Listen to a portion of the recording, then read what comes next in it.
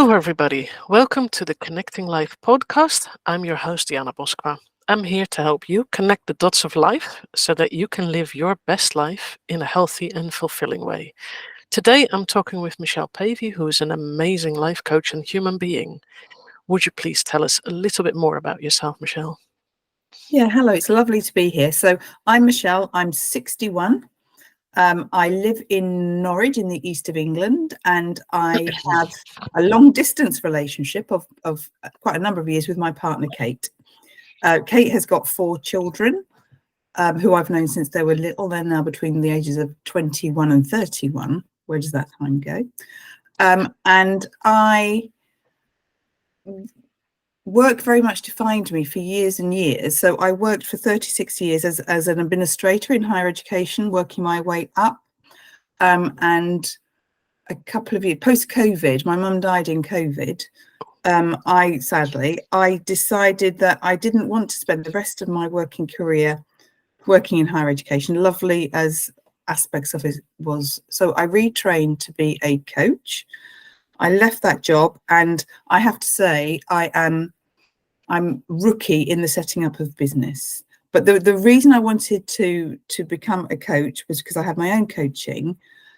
And as a woman over 50, I really am passionate about working and interacting and doing whatever with women in midlife or women over 50, because I think they have had that, not speaking, not stereotyping, but a lot of women lose themselves along the way. So yeah. Well, as we discussed beforehand, that's going to be our topic, women over 50. And I'm one too, as I'm already 57 in the meantime. So it's definitely a topic that's also close to my heart.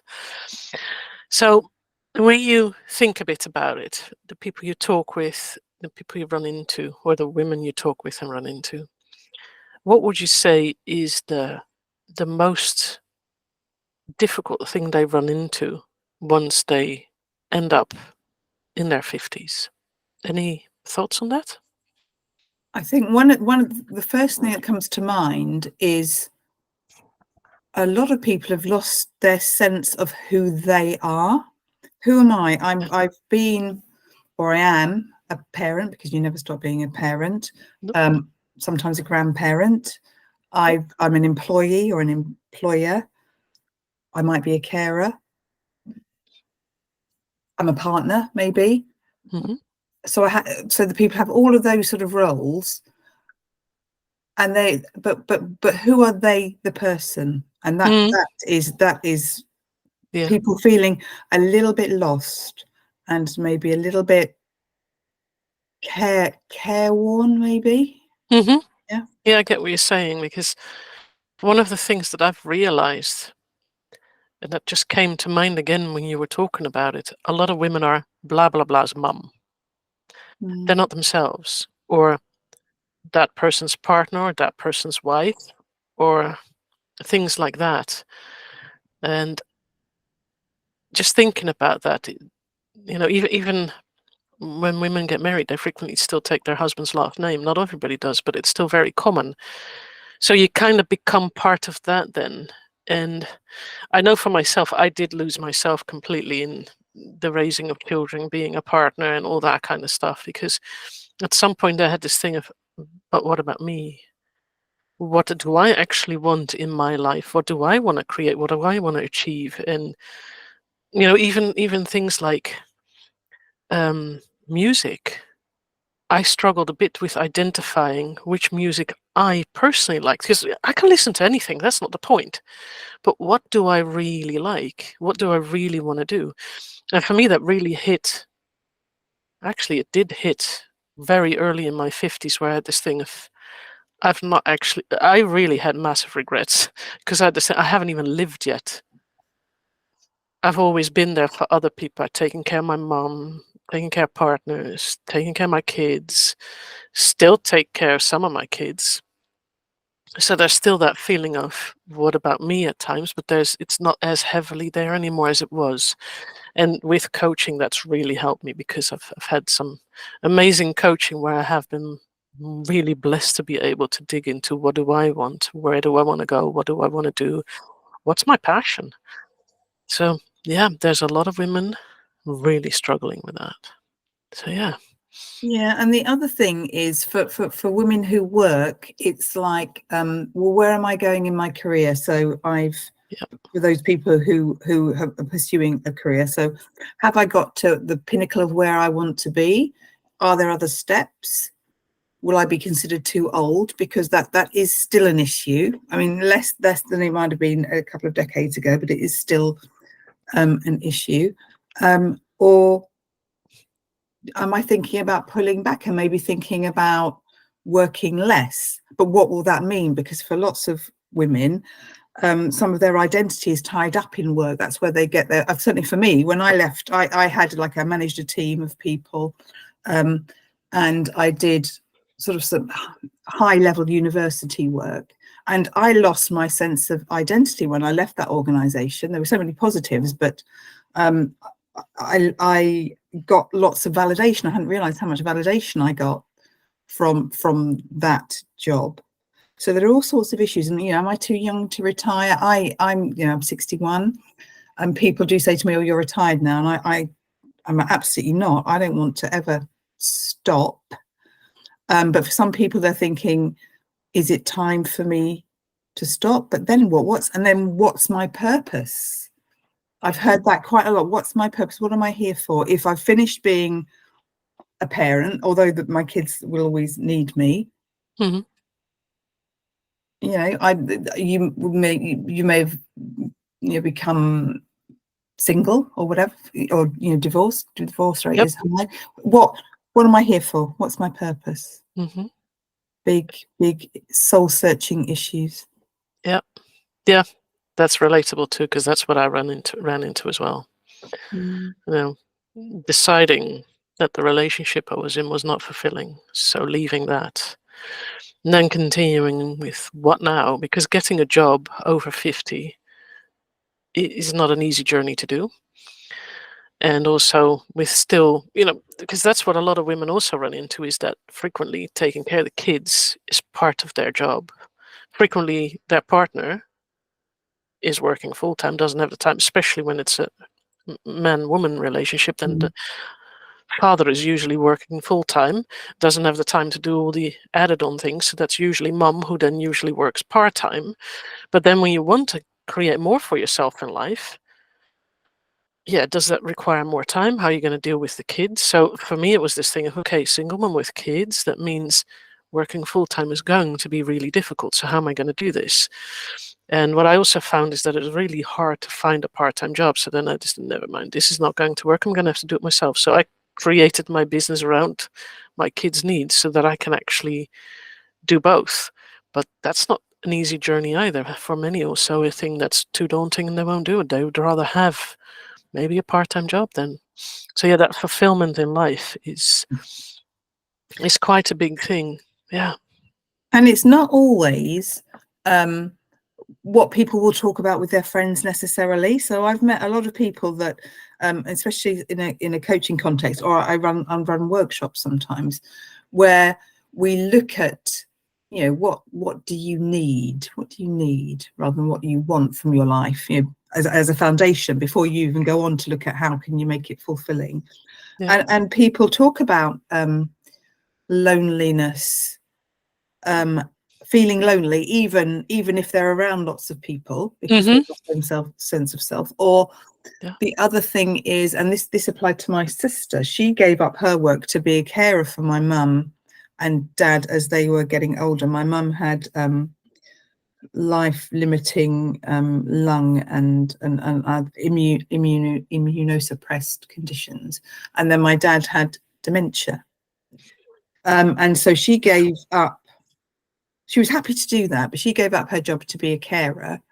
And then sadly, my mum died during COVID, and then my dad had to go into a care home.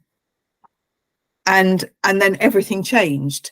And that isn't, it's not common, but it's not uncommon that no sooner have you lost your childcare responsibilities, lost, i.e. your children are more self-sufficient, then actually there are, because we've got an aging population, then there is an elderly relative or someone that needs your attention. And still we have this issue where caring is seen as primarily a women's responsibility. Yes, it tends to. Yeah. It's one of those things. So I overheard a conversation at some point of a friend of mine with a partner about it, and it was this thing of, yeah, well, you're working part-time as it is anyway, because the kids, you might as well keep on doing it because you're used to it. And I do get his perspective as well, because he had no idea how he would do it, because he'd never taken care of people that way. So it made sense. That wasn't it. But it's not that everybody wants to do that, because it's not, when you have a career in mind, there are people who have this picture in mind of, after the kids, I'm going to go for my career. But then elderly relatives happen. And it can be really devastating when you've had that plan and you can't pursue that, and the elderly relatives do need the care. That's not the point either. But it can be really hard to deal with when you have a plan and you cannot make that plan work. Yeah, I've seen and heard quite a few struggles in that over the years, sadly. Yeah. And in this country, there is also an issue around care. So we found it quite hard to get care or respite before my dad went into his care home, because he had his dementia was challenging. And then this is an absolute total bugbear. In the care home, the people dealing with a lot of people with dementia with challenging behaviour earn less than people who work in Starbucks. Not even on £10 an hour. And I'm thinking that is indicative of the way this society in the UK values caring in a way that's different, thankfully, in other parts of the world. And I know, actually, as much as possible, most people would prefer to care for their relatives if they possibly can. It's just the lack of support. So it's absolutely exhausting at a time when, as you say, people might have had other aspirations or think that their life can begin again for them. I actually had a conversation with someone, and this is a younger man, but in his case it was that his older siblings, they'd all got married and started living their lives, and then he was just out of school, and then his parents became more ill, started having quite a lot of problems physically and stuff like that, so someone had to take care of them. So that was put on him. And he didn't really want to, because he'd just come out of uni and really wanted to go for his career, but ended up having to do it anyway because nobody else could. And in the meantime, his mum died, but his dad's still alive. But he's now in his 30s and has been doing this for over 10 years and is now wondering whether he'll ever be able to get into his field, because he really wants to, but because he doesn't have any experience. And I've seen quite some women also run into that they've had an education, then they've had children, taken some time off for that. Then they get older, but then their experience is lacking.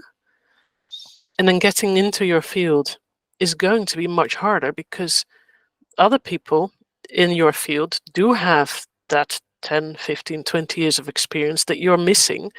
And then getting a job in your field can be really hard when you're over 40, over 50. So that's another one of those things that plays into it as well, is can you get the job that you want even when you don't have the elderly relatives that need you? Yeah. And the other thing is, where as a woman over 50, do you get support that you might need? So a lot in my coaching, a lot of the women I work with, imposter syndrome and inner critic, so that voice nagging in the head that they're not good enough, is absolutely rampant. And you think, gosh, I'm seeing a tiny weeny proportion of women who feel like that. Yeah. I feel sure it's endemic because of, you know, because of life experiences. Yeah.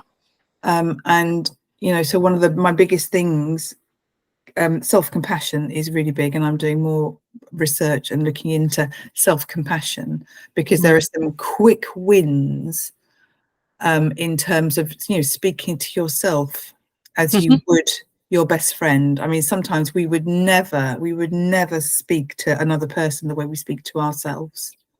Yes, we are the harshest on ourselves. We would never let anyone else treat us the way we treat ourselves. Is one of those things that I learned over the years as well. Yeah, Yeah, I actually use with some of my clients, I use a bit of a step plan to help them change their self-talk. yeah, Because one of the things that I at some point was told is, oh, when you're aware, just change it. And then I just said, but how am I going to just change it?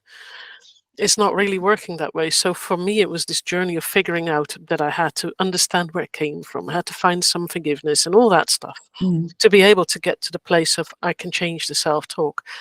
So yeah, it's been quite valuable, I found, for myself, because I first started doing it myself, and then helping others to understand that for them they can also change their self-talk that way. It's so crucial to not get stuck into the negativity about yourself, and compassion for yourself is so important.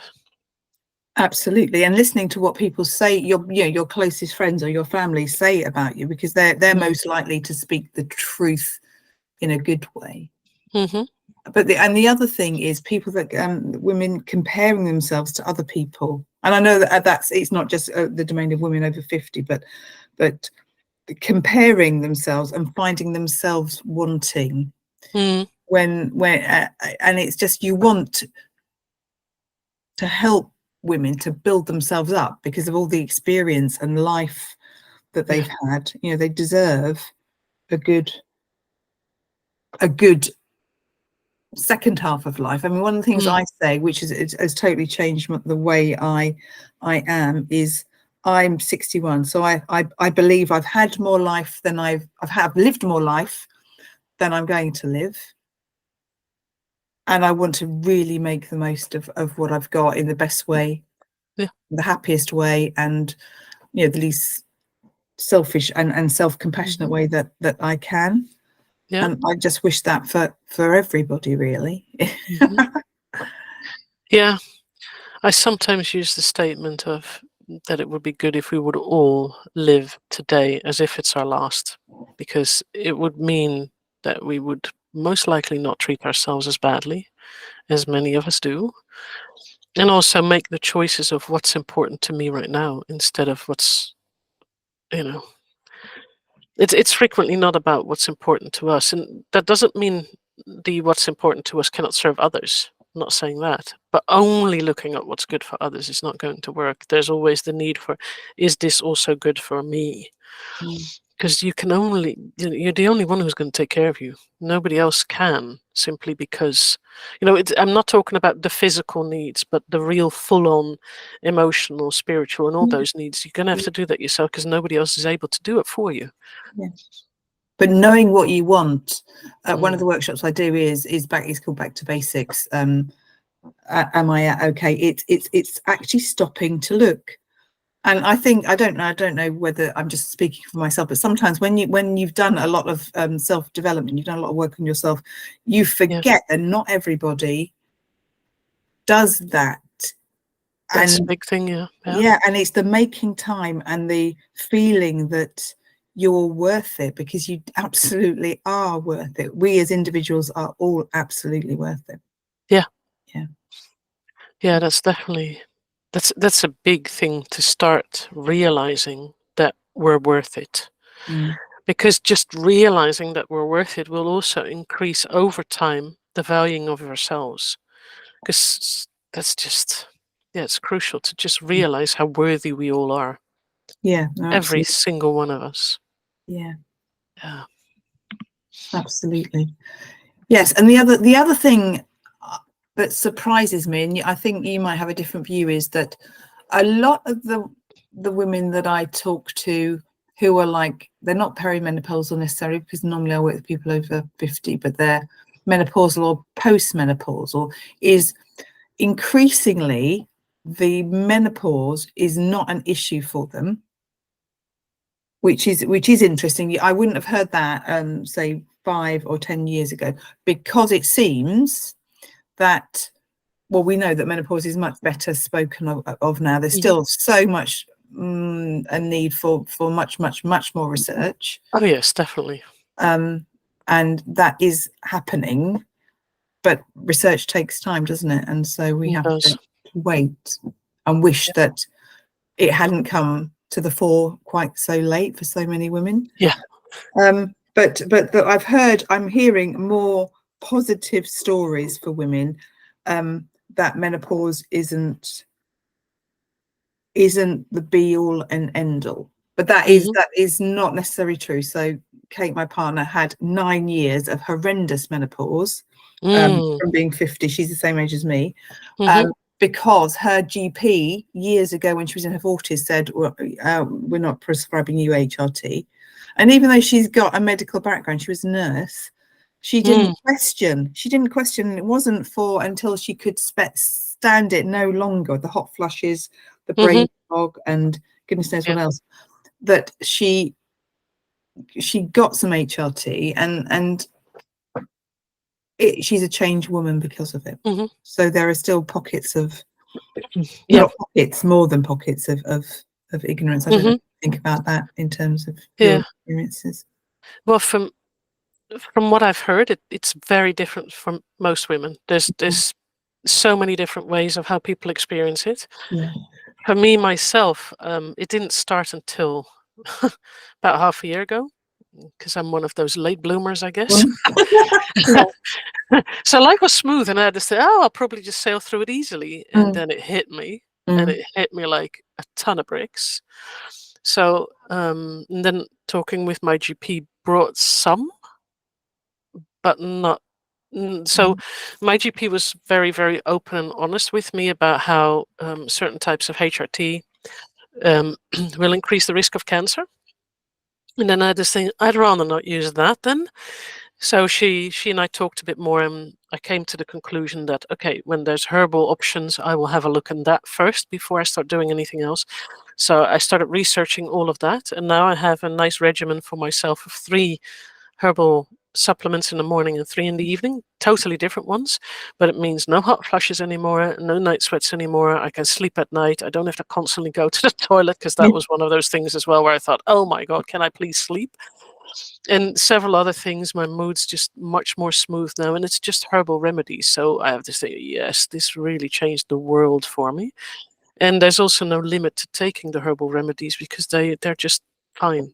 They're not really, in that sense, heavy stuff, because I've heard from my GP that HRT, there's a limited amount of time that they would prescribe it. They say, okay, but I just want to be able to have a fairly normal life, not all sorts of crazy stuff going on, because it was really surprising how all of a sudden it just hit me, which I thought it would have been a slower process, but it wasn't for me. And I don't know how that is for others, because everybody experiences it different. And I know of several women as well who had the same and didn't even notice. So one of my friends, she didn't notice a difference from being just normal everything to having gone through menopause, because she had this thing, I'm a year past my last period now, and I've not noticed much of a difference other than the period stopped. And I thought, wow, that is really cool when that happens. But yeah, didn't happen to me. I expected it. I had a hysterectomy when I was 43, but not I had kept my ovaries, but I didn't have periods. And I would say I sailed through it. But I feel so very lucky, because I've heard, it's like it used to be the wisdom tooth story, didn't it? You'd only hear the stories of wisdom teeth being, really, really painful. But there is something, thinking about it, living in Norwich, that friends of mine that need to see specialists around menopause, there is a hellish long waiting list. Yes. Unless you can afford to go private, in which case the head of the gynecology at Norfolk and Norwich has got a private clinic with a whole team of other people as part of the private work he does, and you could get seen more quickly. So there's that's long held divide, isn't it, between ability to pay and then having to wait with all the symptoms that people have. Yeah. Yes, for some, the wait is that long that they've already finished going through menopause before they can be. I've heard that a couple of times where I thought, oh, that is really sad, because it can really affect your ability to work and care as well.